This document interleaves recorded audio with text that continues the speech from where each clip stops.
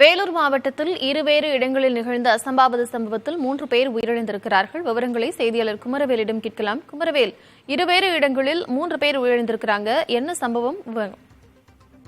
கார்த்திகா, வேலூர் மாவட்டத்தில் காட்பாடி மற்றும் வேலூர் வேலப்பாடி ஆகிய 2 இடங்களில் நீரில் குளிக்க சென்ற 3 சிறுவர்கள் தற்போது எதிர்பாராத விதமாக நீரில் மூழ்கி உயிரிழந்திருக்கிறார்கள். அதாவது வேலூர் மாவட்டம் காட்பாடி அடுத்த திருவள்ளம் அருகே இருக்கக்கூடிய பெரிய ராமநாதபுரம் பகுதியை சேர்ந்தவர்கள் வெங்கடேசன், செம்பருத்தி தம்பதியினர். இவர்களுடைய 2 மகன்கள், பெரிய மகன் ராஜா, சிறுவன் ஸ்ரீசாந்த். இந்த இருவரும் அருகே இருக்கக்கூடிய சாத்தாங்கல் ஏரியில் குளிக்க சென்றதாக கூறப்படுகிறது. இந்த நிலையில் இருவரும் அங்க குளிக்கும் போது எதிர்பாராத விதமாக நீரில் மூழ்கி உயிரிழந்திருக்கிறார்கள்.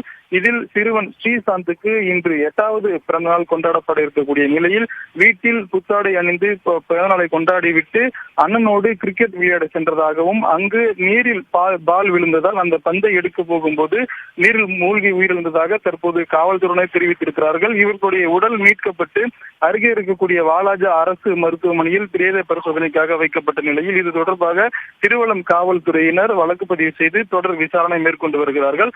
அதே போல வேலூர் மாநகருக்கு உட்பட்ட சலவன்பேட்டை பகுதியை சேர்ந்தவர்கள் கூலி தொழிலாளி நடராஜன், கீதா தம்பதியினர். இவர்களுடைய 2வது மகன் செந்தில் அருகே இருக்கக்கூடிய சாஸ்திரி நகர் பகுதியில் இருக்கக்கூடிய கல்குவாரியில் அவரும் கிரிக்கெட் விளையாட சென்றுள்ளார். அப்போது அங்கு இருக்கக்கூடிய சக நண்பர்களுடன் சேர்ந்து அருகே கல்குவாரியில் தேங்கியிருந்த நீரில் குளித்ததாக கூறப்படுகிறது. அப்போது இவரும் எதிர்பாராத விதமாக நீரில் மூழ்கி சம்பவ இடத்திலேயே உயிரிழந்துள்ளார். இது தொடர்பாக தகவல் அறிந்து சம்பவ இடத்திற்கு வந்த வாகாயம் காவல்துறையினர் சிறுவன் செந்திலின் உடலை மீட்டு அருகம்பல் இருக்கக்கூடிய அரசு மருத்துவமனைக்கு அனுப்பி வைத்திருக்கிறார்கள். இருவேறு இடங்களில் 3 உயிரிழந்த சம்பவம் வேலூர் மாநகர் பகுதியில் சற்றே சோகத்தை ஏற்படுத்தியுள்ளது. கார்த்திகா, விவரங்களுக்கு நன்றி குமரவேல்.